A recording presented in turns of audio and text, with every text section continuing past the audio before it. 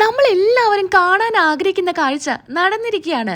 ദേവയാനിയും നയനയും ഒന്നിക്കുകയാണ്. സത്യങ്ങളെല്ലാം ദേവയാനി മനസ്സിലാക്കുകയാണ്.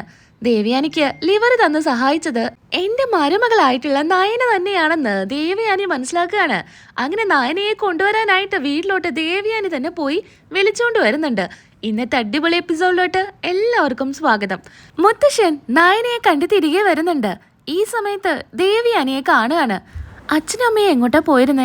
കുറെ നേരമായല്ലോ പോയിട്ട് എന്ന് ദേവയാനി ചോദിക്കുമ്പോൾ മുത്തശ്ശൻ പറയുന്നുണ്ട്, ഞങ്ങള് നയനയെ കാണാനായിട്ട് പോയതാ. അച്ഛൻ എന്തിനാ അവളെ കാണാൻ ഇടയ്ക്കിടയ്ക്ക് പോകുന്നേ? ദേവയാനി, നിനക്കത് പറഞ്ഞാൽ ഇപ്പം മനസ്സിലാവില്ല. നീ എന്തൊക്കെയാ അച്ഛൻ പറയുന്നേ? അച്ഛൻ എപ്പോഴും ഇത് തന്നെയല്ലേ പറയുന്നത്? നിങ്ങളൊക്കെ നയനയോട് എന്താ ഇത്ര സ്നേഹം കാണിക്കുന്നതെന്ന് എനിക്ക് മനസ്സിലാവുന്നേ ഇല്ല. എന്തിനാ ഇപ്പം അവളെ കാണാനായിട്ട് പോയത്? അവളെ കാണാൻ പോകുന്നതില് എന്താ തെറ്റ് ദേവയാനി? അവൾ എന്റെ മരുമകളല്ലേ, എനിക്ക് എന്റെ മോളെ കാണാൻ പൊക്കൂടെ? നീ എന്തിനാ ഇങ്ങനെയൊക്കെ സംസാരിക്കുന്നേ? അല്ലെങ്കിലും അവൾ ഈ വീട്ടിലോട്ട് വന്നു കയറിയ മുതല് അച്ഛനും അമ്മയ്ക്കും അവളോട് തന്നെയാ സ്നേഹം കൂടുതല്. എന്നാലും ഇങ്ങനെയൊക്കെ ചെയ്യുന്നത് കുറച്ച് കൂടുതലല്ലേ എന്നാ എനിക്ക് തോന്നുന്നേ. ഈ വീട്ടില് നയന മാത്രമല്ല, അനാമികയും മരുമകളാ. അതുകൊണ്ട് അവളെയും ആ കണ്ണുകൊണ്ട് തന്നെ കാണണം. അച്ഛൻ രണ്ടുപേരെയും രണ്ടു തരത്തിലാ കാണുന്നേ. അതൊരിക്കലും പറയരുത് ദേവയാനി. നയനമോള് എത്രയോ മുകളിലാ. അതുപോലെയല്ല നീ പറയുന്ന ഈ അനാമിക. അവളുടെ സ്വഭാവവും പെരുമാറ്റവും ഒന്നും തന്നെ എനിക്ക് തീരെ ഇഷ്ടപ്പെടുന്നില്ല. പിന്നെ നമ്മുടെ വീട്ടിലോട്ട് വന്നു കയറിയതല്ലേ എന്ന് കരുതിയിട്ട് മാത്രാ ഞാനെല്ലാം ക്ഷമിച്ച് മുന്നോട്ട് പോകുന്നത്. കൂടുതൽ നാളൊന്നും എനിക്ക് ക്ഷമിക്കാൻ പറ്റില്ല എന്ന് മുത്തശ്ശൻ പറയുമ്പോൾ ദേവയാനി പറയുന്നുണ്ട്, അല്ല, ഞാൻ അച്ഛൻ്റെ അടുത്തൊരു കാര്യം കൂടി ചോദിക്കണമെന്ന് കരുതിയതാ. അമ്പലത്തിലെ തിരുമേനി എൻ്റെ അടുത്ത് പറഞ്ഞു, അച്ഛൻ അമ്പലത്തിലോട്ട് പോകുന്ന സമയത്ത് എൻ്റെ പേരിലും ആ നയനയുടെ പേരിലും ഒരുപോലെ വഴിപാട് കഴിക്കുന്നുണ്ടെന്ന്. എനിക്ക് വയ്യാത്ത കാരണം അച്ഛൻ മൃത്യുഞ്ജയ ഹോമും കാര്യങ്ങളൊക്കെ ചെയ്യുന്നുണ്ട്. അതുപോട്ടെ എന്ന് കരുതിയിട്ട് എന്തിനാ നയനയുടെ പേരിൽ ചെയ്യുന്നേ? അവൾക്കും എന്നെ പോലെ വല്ല രോഗമുണ്ടോ? അതോ ഇനി എനിക്ക് ലിവർ തന്നത് അവളാണോ എന്ന് ദേവയാനി ചോദിക്കാണ്. ഇത് കേട്ട് മുത്തശ്ശൻ ആകെ ഞെട്ടുന്നുണ്ട്. ദേവയാനി, അത് പിന്നെ അത് എന്താ അച്ഛാ? അച്ഛൻ എന്താ എന്നിൽ നിന്ന് മറച്ചു വെക്കുന്നേ?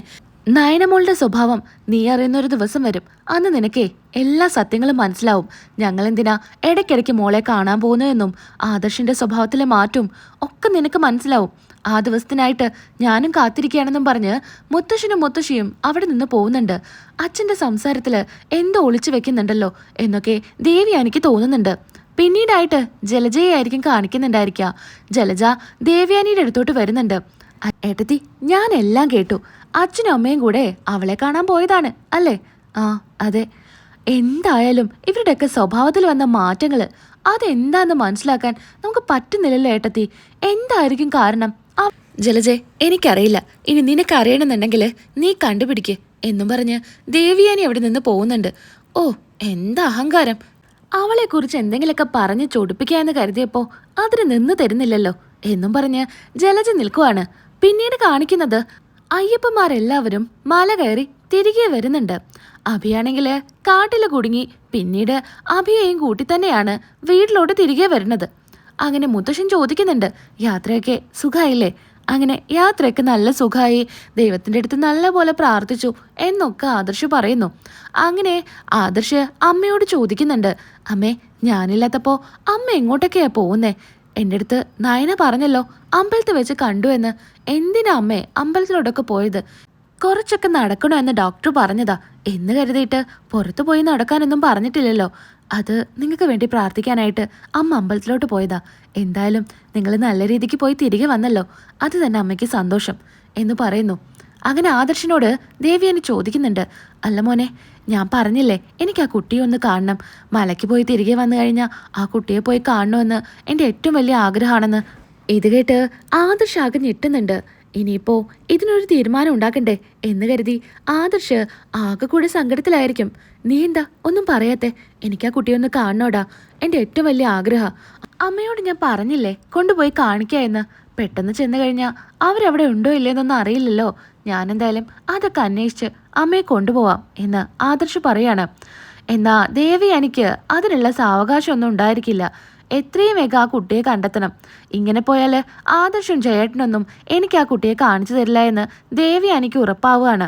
അങ്ങനെ ദേവയാനി തന്നെ നേരിട്ട് പോയി അന്വേഷിക്കുക എന്ന് തീരുമാനിക്കുന്നുണ്ട്. പിന്നീടായിട്ട് മലയ്ക്ക് പോയി വന്നതിന് ശേഷം ആദർശ് നയനയെ കാണാനായിട്ട് നയനയുടെ വീട്ടിലോട്ട് ചെല്ലുന്നുണ്ട്. ആദർശിനെ കാണുമ്പോൾ നയന സന്തോഷത്തോടു കൂടി ആദർശിൻ്റെ അടുത്ത് വന്ന് കെട്ടിപ്പിടിക്കുന്നുണ്ട് കേട്ടോ. അങ്ങനെ പിന്നീട് നയന ചോദിക്കുന്നുണ്ട്, യാത്രയ്ക്ക് സുഖമായില്ലേ? ഞാൻ ദൈവത്തിന്റെ അടുത്ത് പ്രാർത്ഥിക്കുകയായിരുന്നു, ഒരു കുഴപ്പമില്ലാതെ എല്ലാവരെയും തിരികെ എത്തിക്കണേ എന്ന്. യാത്രയൊക്കെ സുഖമായി നയനെ, നിന്റെ പ്രാർത്ഥന കൊണ്ട് തന്നെ ഒരു കുഴപ്പവും ഉണ്ടായില്ല. അയ്യപ്പനെ എടുത്തു നിന്ന് കാണാനും പറ്റി. എന്തായാലും മനസ്സ് നിറഞ്ഞു. പ്രാർത്ഥിച്ചിട്ടുണ്ട്, ഇനിയൊക്കെ ദൈവത്തിന്റെ കയ്യിലാ. അമ്മയുടെ സ്വഭാവം മാറ്റിത്തരാനായിട്ട് മനസ്സൊരുക്കി തന്നെയാണ് ഞാൻ പ്രാർത്ഥിച്ചത്. മുത്തശ്ശൻ പറയുന്നുണ്ട് നിന്നെ തിരികെ വീട്ടിലോട്ട് വിളിച്ചോണ്ട് വരാൻ. എന്തായാലും നീ ഇപ്പം എൻ്റെ കൂടെ പോരുന്നുണ്ടോ? ഇല്ല ആദർശേട്ടാ, ഞാൻ പോരുന്നില്ല. അവിടെ വന്നു കഴിഞ്ഞാൽ പല പ്രശ്നങ്ങളല്ലേ. എനിക്ക് കുറച്ചുകൂടെ റെസ്റ്റ് വേണമെന്ന് തോന്നുന്നുണ്ട്. മനസ്സിൻ്റെ കാര്യമാണ് ഞാൻ പറഞ്ഞത്, ശരീരത്തിൻ്റെ കാര്യമല്ല. നീ ആലോചിച്ചിട്ടാണോ നയനെ ഇങ്ങനെയൊക്കെ സംസാരിക്കുന്നേ? നീ എൻ്റെ കൂടെ അനന്തപുരിലോട്ട് വാ. നീ അവിടെയല്ലേ നിൽക്കണ്ടേ? ശരിയാണ്, എന്നാലും അമ്മയുടെ അനുവാദം ഇല്ലാതെ ഞാൻ എന്തായാലും ആദർശേൻ്റെ കൂടെ അങ്ങോട്ട് വരുന്നില്ല. അമ്മ തന്നെയല്ലേ എന്നോട് ഇവിടെ നിൽക്കാനായിട്ട് പറഞ്ഞത്. ഇനി അമ്മ തന്നെ പറയട്ടെ എന്നെ തിരികെ വിളിച്ചോണ്ട് വരാൻ. അന്നേ ഞാൻ ഇനി അനന്തപുരിലോട്ട് വരുന്നുള്ളൂ. നമ്മൾ ഇതുവരെ ജീവിതം തുടങ്ങിയിട്ടില്ല, അത് നിനക്ക് അറിയുന്നതല്ലേ. ഇനിയെങ്കിലും നീയുമായിട്ട് എനിക്ക് സന്തോഷത്തോടെ ജീവിക്കണം. മുത്തശ്ശൻ്റെ ആഗ്രഹം പോലെ നമുക്കൊരു കുഞ്ഞൊക്കെ വേണം എന്നൊക്കെ നയനയുടെ അടുത്ത് പറയുന്നുണ്ട്. നയനയാണെങ്കിൽ ആദർശിൻ്റെ കൂടെ വരില്ല എന്ന് ഉറച്ചു നിൽക്കുകയാണ്. അമ്മ തന്നെ തിരികെ വിളിക്കാൻ പറഞ്ഞാലേ നയന വരൂ എന്ന് തീരുമാനിക്കുകയാണ്. പിന്നീട് കാണിക്കുന്നത് ദേവയാനി ഹോസ്പിറ്റലിലോട്ട് പോകുന്നതാണ്. ഹോസ്പിറ്റലിലോട്ട് പോയിട്ട് അവിടെ ചെന്ന് ഡീറ്റെയിൽസ് ഒക്കെ അന്വേഷിക്കുക എന്ന് തീരുമാനിക്കുകയാണ്. അങ്ങനെ ഡോക്ടറെ കാണുന്നുണ്ട്. ലേഡി ഡോക്ടറെ കാണുന്ന സമയത്ത് ഡോക്ടർ ചോദിക്കുന്നുണ്ട് ദേവയാനിയുടെ ആരോഗ്യത്തെക്കുറിച്ചൊക്കെ. ദേവയാനിക്കിപ്പോൾ എങ്ങനെയുണ്ട്? കുഴപ്പമൊന്നുമില്ലല്ലോ? ഇല്ല ഡോക്ടറെ, എനിക്കിപ്പോൾ ഒരു കുഴപ്പമില്ല.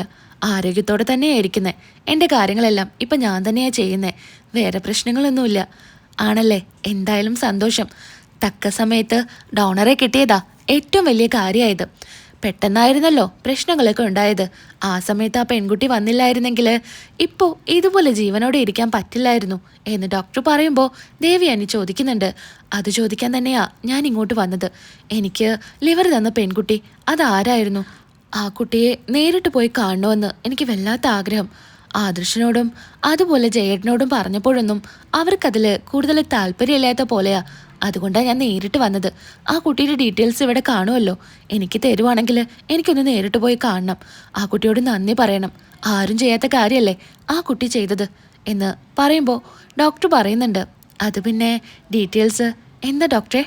അത് ഡോക്ടറെ എന്തായാലും എൻ്റെ അടുത്ത് തുറന്നു പറ, അതല്ലേ വേണ്ടത് എന്ന് ഡോക്ടറോട് ദേവയാനി പറയുന്നുണ്ട്.